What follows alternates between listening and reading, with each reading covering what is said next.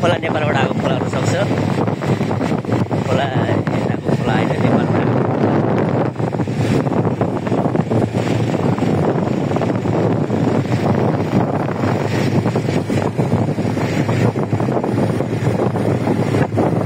नेपालको राजावास अझै पनि डुङ्गा तरेर हेर्नु उहाँ पनि पल्लो गाउँ इन्डियामा पनि डुङ्गा तरिरहेको अवस्था छ।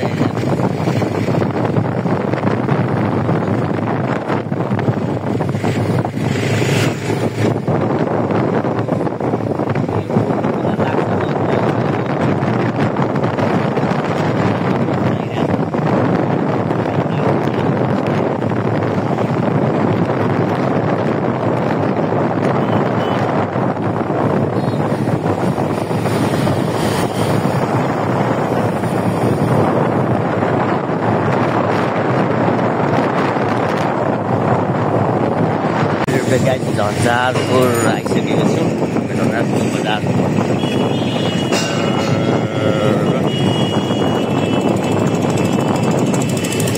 लोकल बजार छ। यहाँ पनि हाम्रो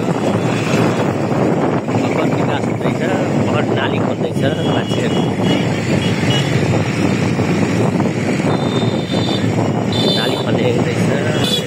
हरण गाई बाख्रा पाठा सबै नेपालको हाम्रो तराई प्रदेश जस्तै जत्तिकै झल्को त्योभन्दा बेसी झल्को दिन्छ। र हाम्रो त प्रदेशमा सुन्दैछ मिलाउँदा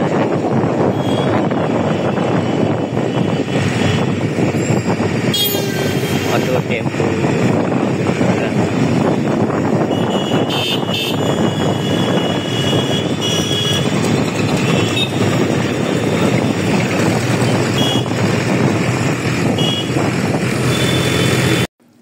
चाहिँ अब बिहारी भोजन खान लागेका छौँ। यता सुरजीले खाइसक्नु भयो। बडा मिठो चटकर मोटा दामको चामलसँग। यता हुनुहुन्छ हाम्रो आर्यन सर, पुरा मुस्कुराइरहेर भोजन गरिराख्नु भएको छ।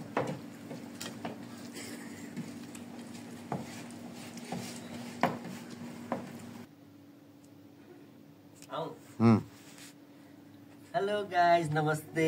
म छु आज झन्झारपुर बिहारको। मसँग मेरो आदरणीय मेरो मित्र दाई गुरुदेव पारसमणि सर।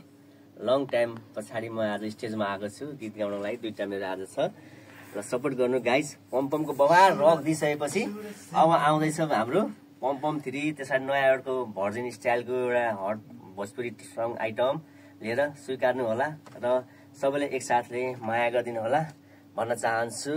र म अब छु सुरुवात घडीमा र मैले आफ्नो माइक्रोफोन स्टार्ट गरेर कानमा लिइसकेको छु। अब चाहिँ म आफ्नो तरिका जाँदैछु। हाई गाइज, फेरि सी भेटौँला। Support me.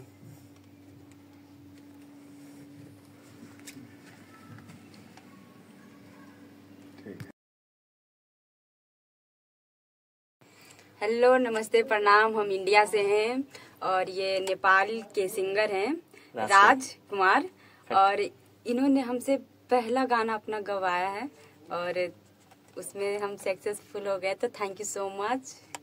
Thank you. Model, actress और सिंगर भी बन गए हम। आपका थोड़ा परिचय भी दीजिए। मेरा नाम आयशा पासवान है और हम पटना से रहने वाली हैं और मतलब मेरा सपना है इंडस्ट्री। तो कुछ ना कुछ तो करना ही है। तो आज मेरा पहला रिकॉर्डिंग और पहला गाना जो हमसे गवाया जा रहा है वो इनका है। और ये हम ज्यादातर तो मतलब गाना नहीं गाते, लेकिन इन्होंने मतलब बोला कि तुम अच्छा गा सकती हो, बेहतर कर सकती हो, तुम करके देखो एक बार। तो हम रिकॉर्डिंग में तो आए, सब तारीफ करे। थैंक यू, हमको अच्छा लग रहा है। Thank you very much. नहीं ठीक है, आपको जो पहले हम नेपाल से आए थे, हमको प्यार सपोर्ट करते। ठीक है, आपको बहुत प्यार, नेपाल से भी आपको प्यार हुआ, दुआ मिलेंगे आपको भी।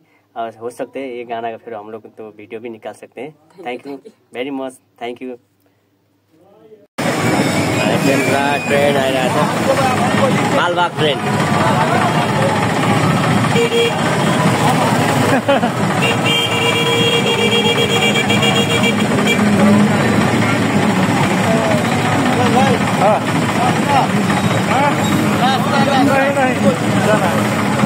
नास्ता खाना रात पर्यो कसरी कुदाउने यार,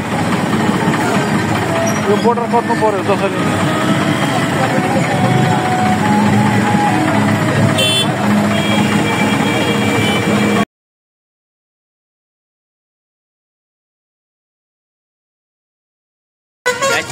चाहिँ हामी मेन हाइवे आएको छौँ। अब हाइवेबाट हामी सिधै अब नेपालको बोर्डरतिर जान गइरहेका छौँ। यहाँ हामी खाजा नास्ता खाइरहेका छौँ। सुरेशलाई भोकाएर चाउमिन यहाँ इन्डियन पनि खाइराख्नुपर्छ। उता हुनुहुन्छ आर्यन सर, हुन्छ पारस सर।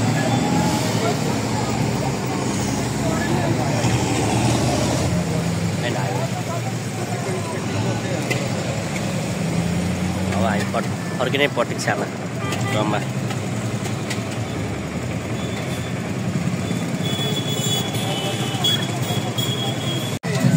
गाइज हामी चाहिँ मेलामा टुक्कर टुक्रे खाँदै हाई गाइज भन्दै भाइ बाई। भाइको बोन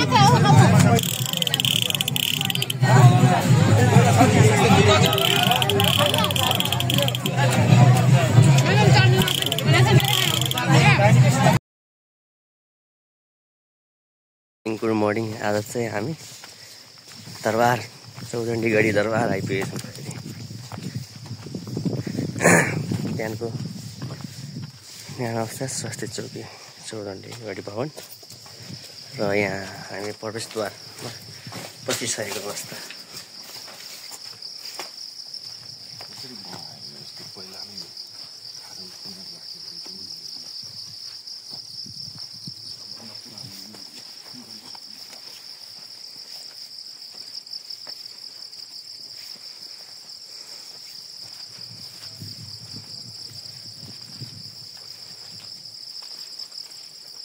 भ्यू टावर पर उहाँ देख्नुभयो?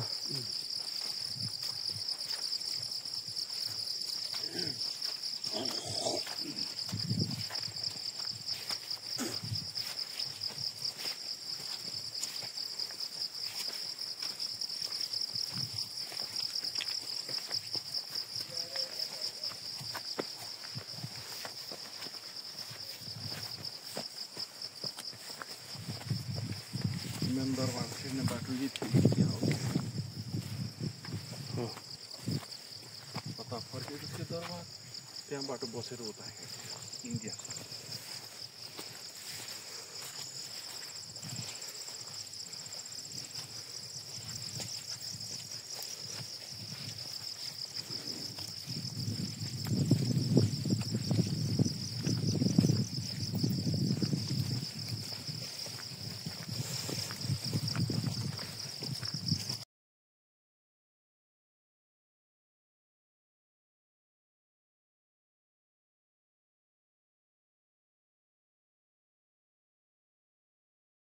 हामी फर्किन आँटेको। सुदीप सुदीप सुदीप सुदीप ल ल चौधरी गढीको यो रमणीय स्टेट ठाउँबाट अब हामी बिदा हुँदैछौँ गाइज। तपाईँहरू पनि आएर घुमेर गइदिनु होला हाम्रो एरियामा।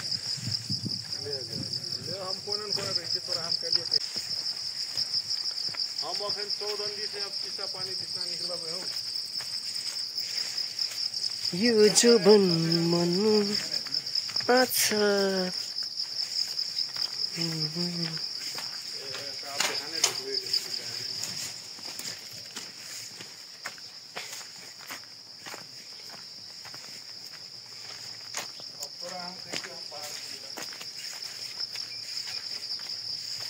वडा से बाहर निकल गेली की वडा गेली वडा मीटिंग बैठली।